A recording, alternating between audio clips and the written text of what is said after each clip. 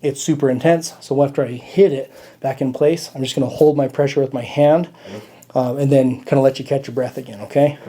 Deep breath in, all the way out. Let it relax there. Just like that.